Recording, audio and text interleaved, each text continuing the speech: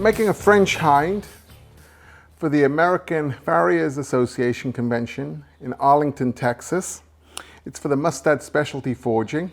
And what we're going to do is make the French Hind with a strong toe. Now there's different methods, but this is a strong toe. It's got macelots. We want to get those in the right place. We want a heavier outside branch, a lighter inside branch. So with this method for making the French Hind, we want to maintain the stock width in the toe. We can see there, we've still got the stock width after we finished forging the square toe. So this method is going to be a hockey stick method for creating the material. I'm going to have my process. Well, I need more material around this outside macelot. So what I'm going to do is I'm going to bump up the middle of the steel and then mark it off center so the bump comes all the way from the medial toe to almost to the lateral quarter. And so that's why I'm going to bump the middle of the steel first. So at the present time, I haven't marked the middle of the steel. What I'm planning to do is put about 1 inch into the middle.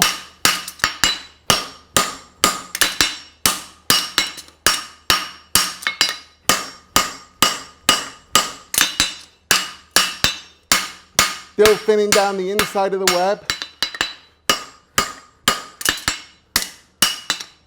Letting the bump go to the outside and thinning the inside.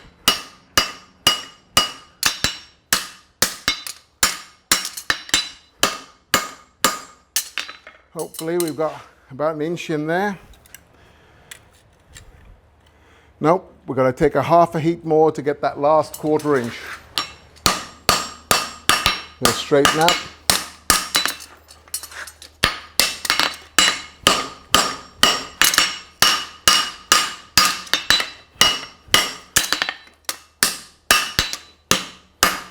Now we've got to mark the middle. Well, it's not the middle, we've got to mark it the middle of the shoe. Yep. I'm marking it just over a ½ inch off center. That's going to be the middle of the toe. It's not the middle of the steel, but we can see that we've got all this material here to make our lateral macelot. So now what's important is to put a very narrow toe bend into it. If you make the toe bend too wide, it'll be very difficult to recover as you're making it. If you make it a little bit too narrow in the forging process, you can always widen it. So I've localized the heat to make it easier to bend because this outside toe will not want to bend. So I'll get my tight toe bend. I'll push it together. I want it to bend really tight, really acute.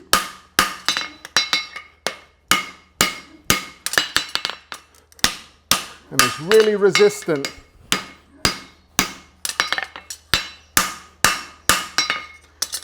Well, what we can see there now, we've got the material in the middle of the toe and around the outside macelot. So what I'll do now is I'll hockey stick it. So we're going to start the square toe by hockey sticking it both ways. I've cooled it to the inside edge of the toe. I'll hockey stick a little. I'll turn it.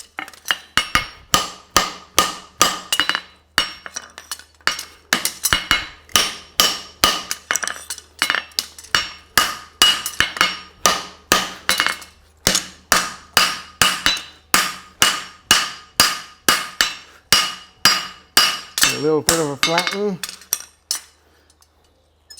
Just going to move my center mark just a little bit. It's gone off, but I want to move it there anyway. I can see that that'd be better.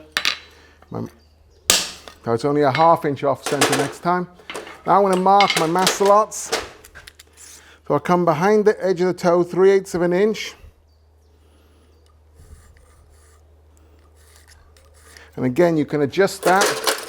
But I put a little mark right on the corner where my macelots are going to be so I can see them. Okay, so I'm going to have one more heat just to hockey stick it a little bit more, and then I'm going to start forging my macelots. Just a little bit more hockey sticking. So now we've got our marks. What I do is I put it on the horn and I take a cross peen to the front part of my mast lock. And I can see my little lump, and I'm going to come into the front of that between the corner of the toe and my little bubble, and I'm going to push back, and that's going to start and define the front of the mast lock and the corner of the toe. I'm going to do one, and I'm going to turn it and do the other. I turn it so I can see my little mark.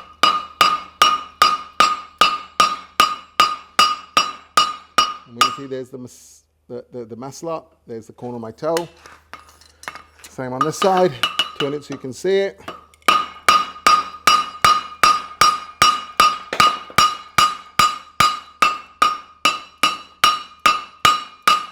And now we've got my square toe defined, we've got the mast lots defined. Now I can forge the toe out a little bit wider. A little flatten it out, keep it up the horn, square the toe, turn it, define the corner of the toe. Turn it, define the corner of the toe. We've got lots of thickness there as well to move out. I'm going to give it a good flatten.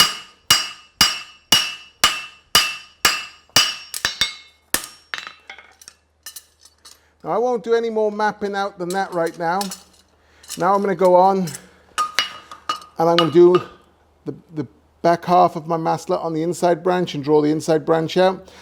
I'll do the outside branch and then I'll come back to my toe and finish my toe off. So it's like a mapping out process. Get everything in the right place and then come back to it. So now behind my mark, I turn it down, round my hammer and define the back of the mast lock. That's also defining the shape of the inner web. And we can forge out from there. Now we can go to the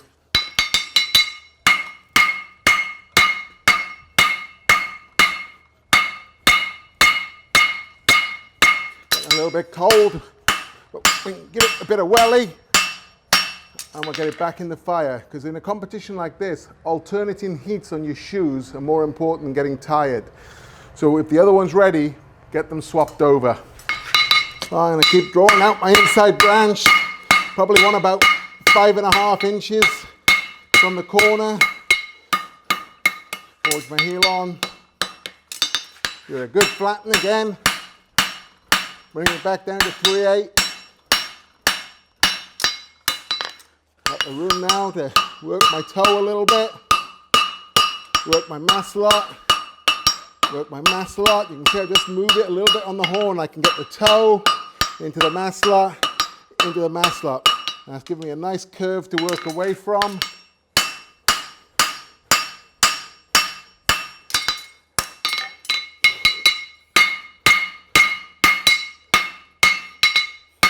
Careful you don't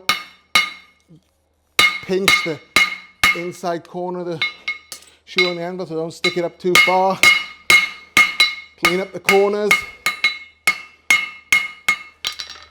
We got 4 3/4, just over 4 3/4. I want to get another 1/2 inch out of that, so we'll have one more heat.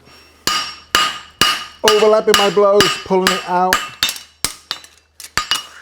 Work the mast lock again. Work the toe, keeping that nice transition in the corner.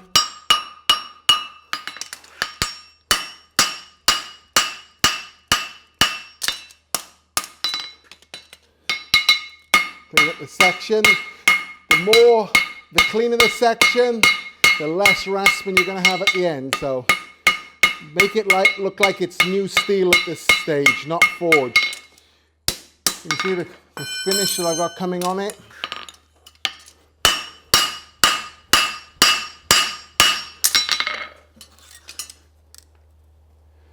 Now, that's a 5 1/8 to the corner, so we'll leave it at that. And just improve my heel a little bit. I don't worry too much, I'm going to rasp it. So now we're on to the same process on the outside. Now, outside mast lock, get it in the right place, forge it down, work towards it, work away from it, I'm sizing my toe quarter up with this process. I'll draw my branch out.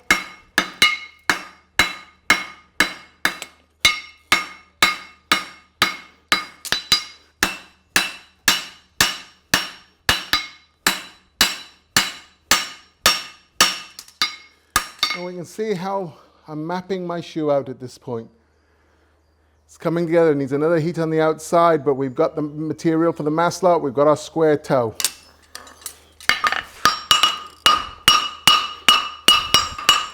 Finding my maslot a little bit more, tightening the branch, drawing the branch out.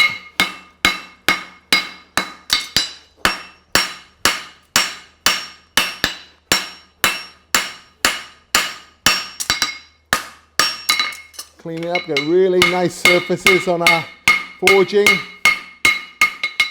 I'll take the corners off a little bit. I'll clean them up when I flatten them.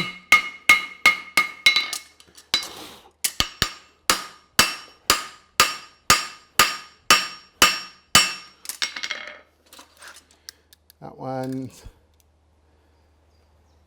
at 5.5, so I don't think we're far off now.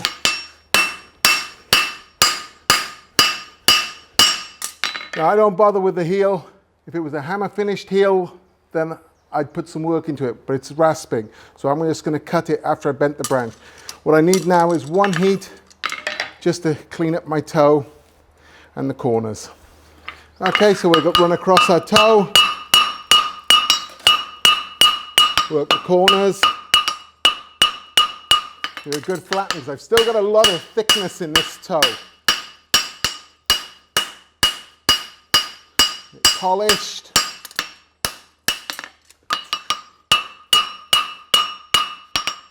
Work the corner up to the corner of the toe. Work the corner of the toe.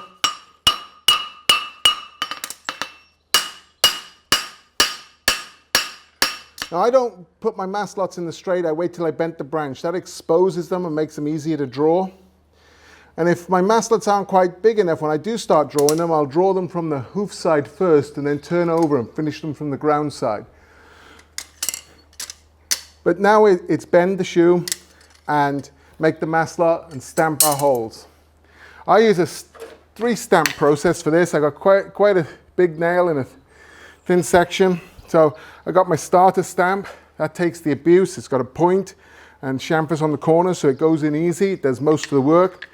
I've got my plain stamp, which just comes in and really sizes a nail hole and puts the crispness to it. Doesn't do much work, and we protect that tool because that's the one that's got to be set up really accurately to get your nail holes. And then I'll just take my fullered stamp and just touch the bottom of the nail hole so it's really crisp and punches out easy. So it's a process that I'm using. Oh, let's do the outside branch first. Okay, bend my branch. Doesn't have much bend in the heel quarter, so I think about that shape as I'm bending it. Now I can pull my maslot. I got plenty of material, so I'll just pull it from the ground side. You can see there, I'm being careful not to impede into the shoe. So I'm just pulling the maslot. I'll give it a flatten. Crisp up my edges again. I'll work the edges, just clean it up, thinking about the shape as I'm doing it.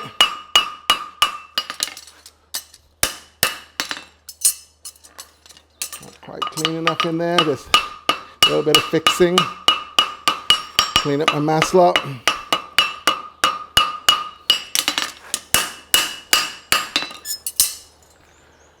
My starter stamp.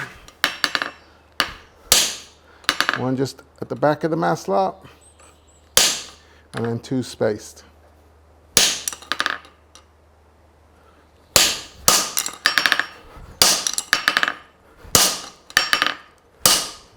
And so right now the starter's doing the work.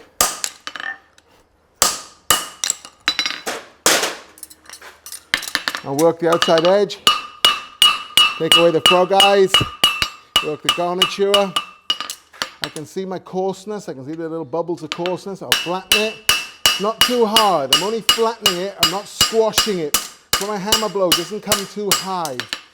I polish the surface to make sure the nail holes are crisp. Take my plane stamp. Yeah, it's good.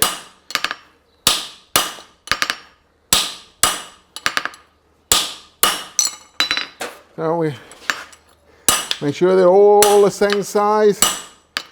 Watching them until you've calibrated them down. I'll level it.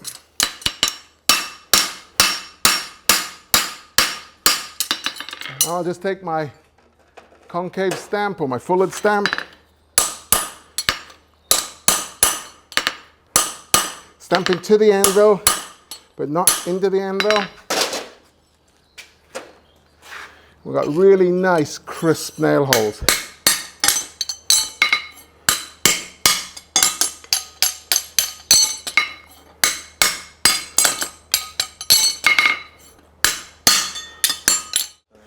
So we got a Mustad E5. I go immediately through the holes to see if I need to do any adjustment. That one needs a little adjustment. That one too. That one's good. So I'll just adjust the middle two holes, get my plane stamp. Just size them once more through with the Pritchel.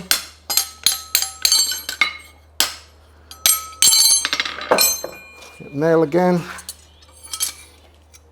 Perfect. So now, save time. I line up the toe on the anvil, and parallel to that, I make a mark on the heel. And there you can see the heel angle. I've got my heel check already there, just needs to clean up the rasp, and I got my heel angle. And I use a flat bottom cutter.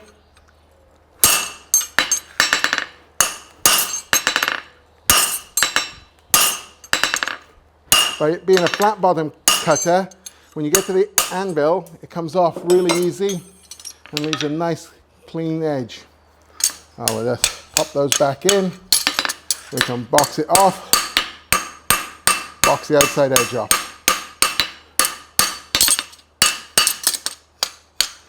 So now we're on to the inside branch. Tighten up my inside toe quarter. We don't want that further out than the outside. Bend our branch. Well, there we go. Now we pull our mass slot down. If our mass slot was too small, we could start it from the reverse side. But I got loads of material there. Don't get into the web. You could do this on the horn also. That'll pull a bit more material, but I don't need it.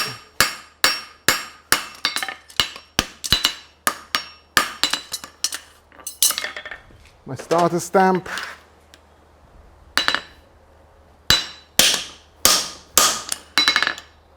Second nail at the back of the mass slot.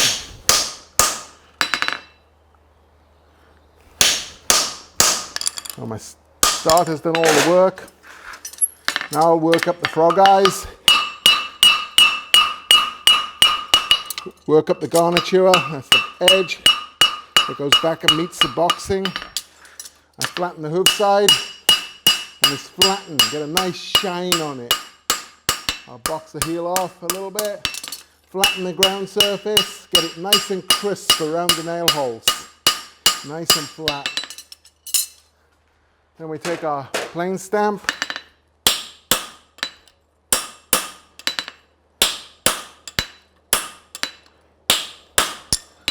Whoop, that's not big enough. Level it. Take my fullered stamp. Tighten the bottom of the holes up. I'll Pritchel it. When I'm Pritcheling, I feel the depth of my Pritchel, so I'm going the same. That's why some of them get a second tap. I can feel how deep I'm going into the shoe.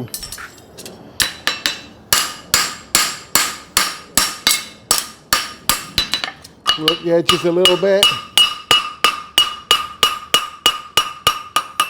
We're checking our nail holes, so we know we don't need much adjustment at the end. So nail holes are planned.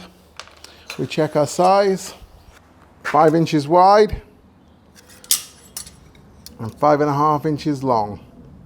We're about a 1/16 short. So we'll be careful, but we can get that easily. So just finishing our rasping up.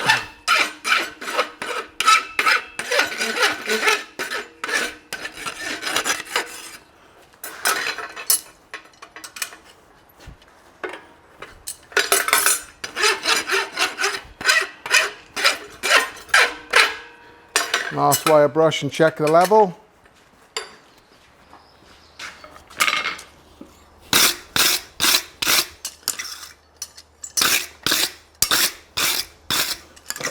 My master lots are in a good position, so I don't have to adjust that measurement, but it's important that you are constant with the position of your master lots. So if they come too far forward or too far back, you need to keep adjusting them and keep a number on that. So I went 3/8 behind the edge of the toe when I first set them.